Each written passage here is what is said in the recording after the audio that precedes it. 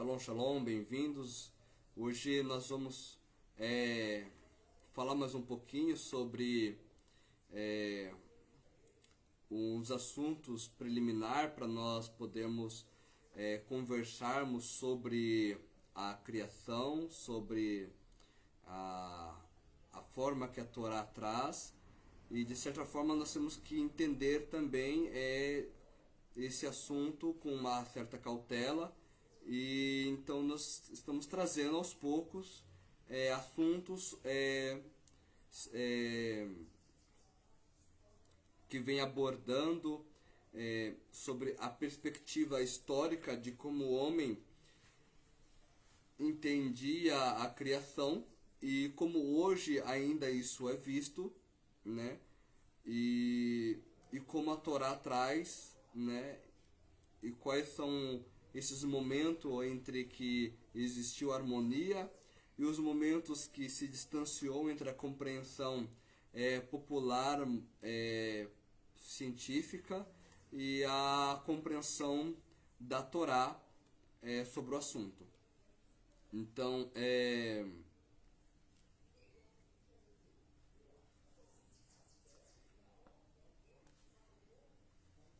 nós temos que George um físico da Universidade da Califórnia, ele conduziu uma análise dos dados do satélite COP e disse: observamos a mais antiga e a mais desenvolvida estrutura jamais vista no universo primitivo. Essas foram as sementes primordiais das atuais estruturas, tais como galáxias, grupos de galáxias e assim por diante.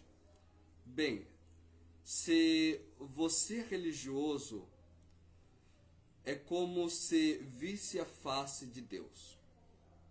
Muitos cientistas naturalistas famosos daquela época, entre os quais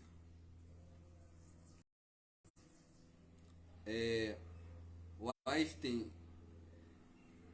estava, né, deliberadamente se mantiveram afastados do modelo do Big Bang ou de qualquer teoria cosmológica que postulasse um início, por causa da consequente implicação teológica do universo. Conduzia a uma ideia muito próxima à noção de uma criação. Arthur Eddington, um ateu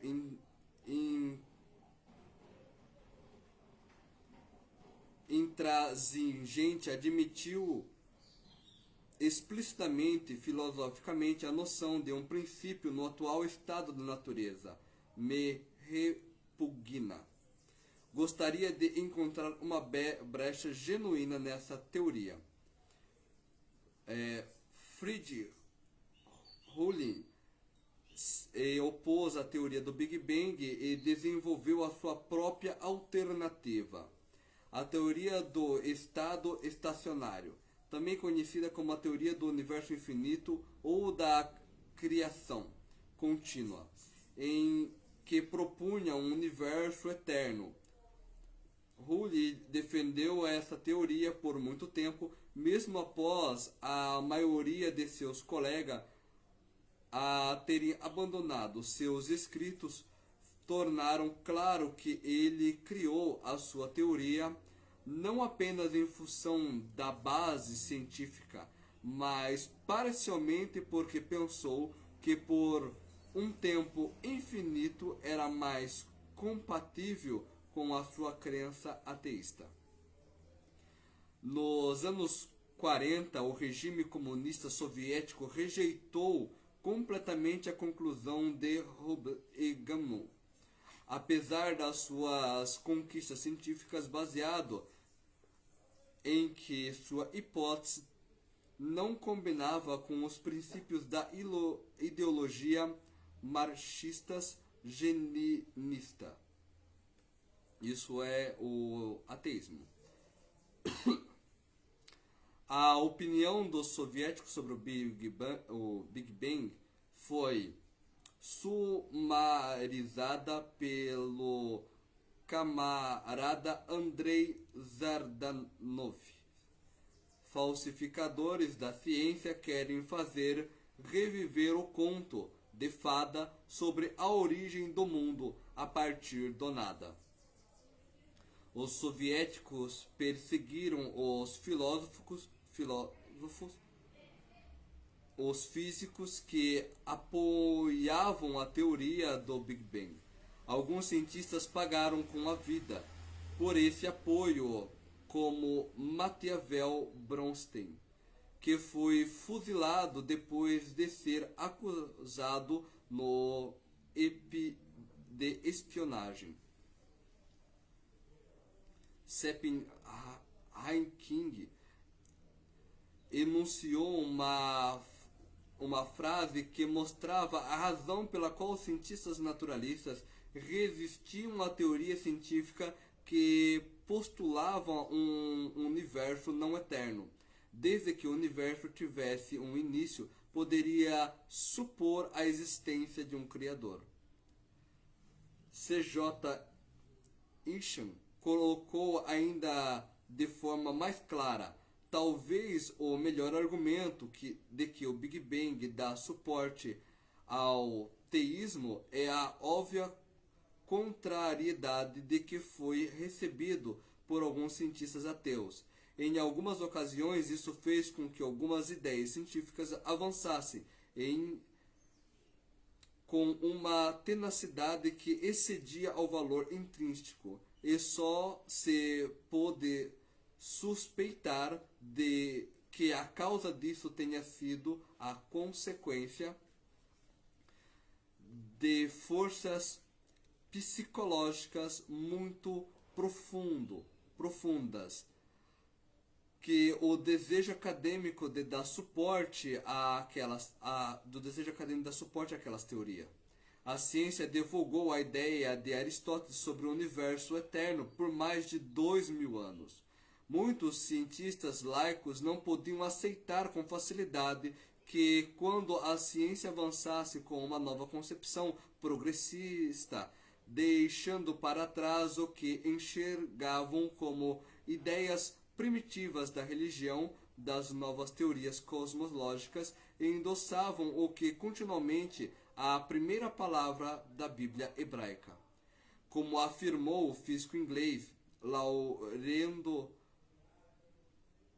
com o prêmio Nobel George Thomson, provavelmente cada cientista acredita na criação narrada na Bíblia, se infelizmente não tivesse dito alguma coisa anteriormente que parecesse agora ultrapassada.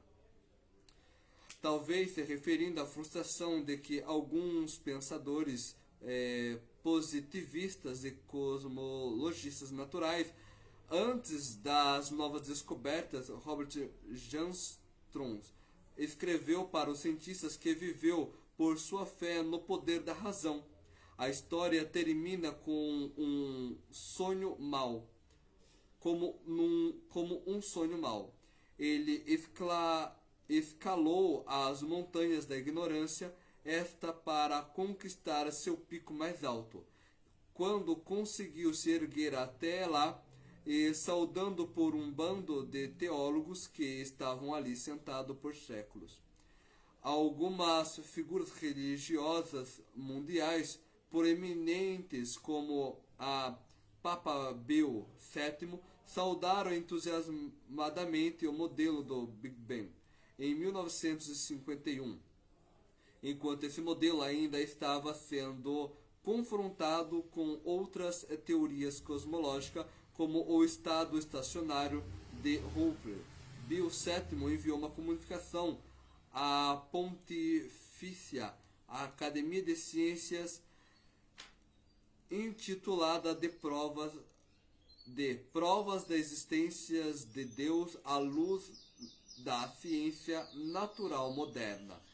nesse documento, ele endossa a teoria do Big Bang e a considera uma evidência moderna a existência de Deus. Então, fica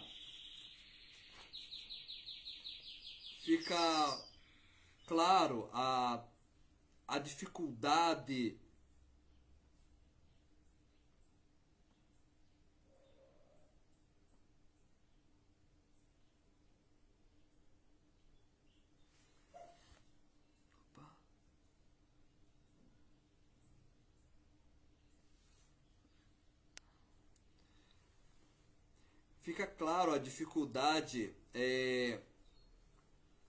das pessoas naquela época e em qualquer outro momento elas mudarem aquilo que já está extrínseco a alguma crença, uma ideologia que ela carregou por tanto tempo.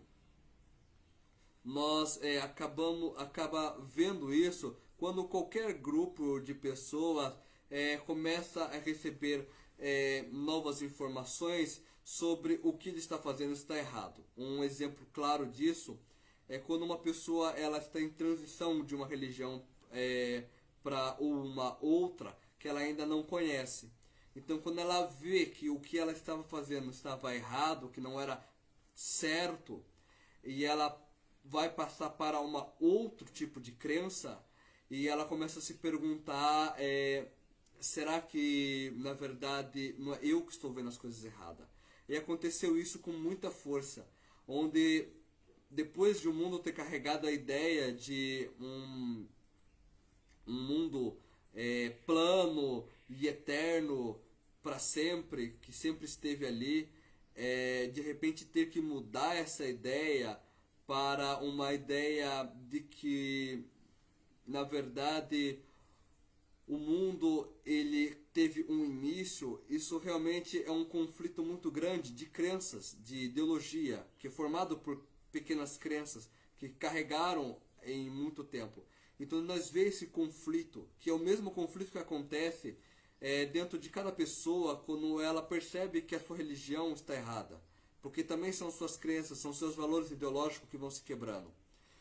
E outros aproveitam esse momento com as suas mente que também não tem as respostas certas, mas quando algo começa a se encaixar, ela tenta aproveitar esse momento para conseguir os seus 5 minutos de fama. O que acontece é que nós vemos posteriormente, depois, que meio que esse romance todo que existia entre a ciência e a criação, ele acaba sendo diluído aos poucos, e só mais para frente que ele acaba renascendo novamente. O que acontece com o tempo? Muitas das vezes essas crenças limitantes acabam ofuscando e fazendo com que pessoas brilhantes tomem partidos sem olhar os fatos. Nós vemos agora são momentos históricos onde grupos gigantes de pessoas tomaram partido para esconder os fatos de um início do universo. É importante nós vermos isso, entendermos isso, para nós podermos também compreender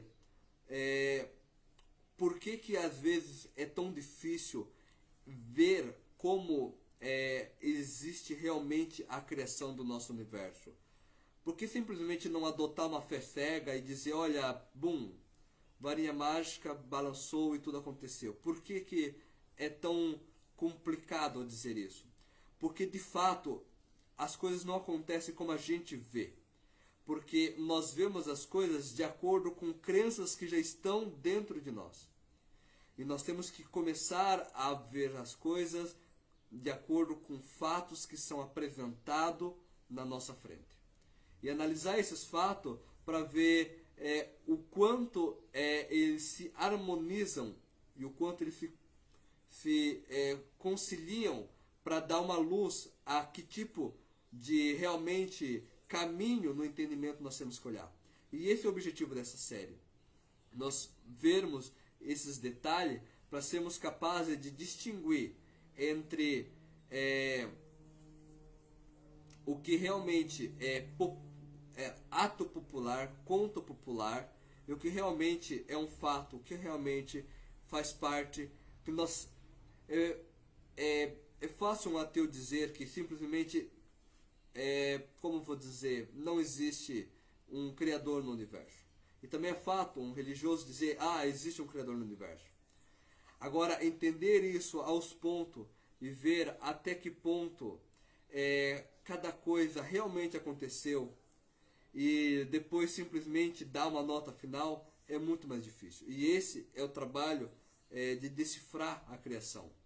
Nós ser capazes de ver a outra pessoa, o próximo, e poder sentir por que é tão difícil ele dar uma nota diferente, ele falar uma coisa diferente, porque ele acaba sendo levado a ideologias que na verdade são crenças que estão limitando ele e tirando a luz da verdade, dos fatos de Deus da sua frente. Isso é muito importante e é o objetivo da nossa série. E com essas passagens históricas nós podemos ver claramente que a única coisa que realmente nos limita a ver, entre muitas aspas, a face de Deus, ou seja, como Deus criou realmente o universo, é simplesmente porque nos apegamos demais a uma nota de rodapé, a uma nota final, e não simplesmente ao contexto inteiro. Eu fico por aqui, shalom, shalom, e até a próxima.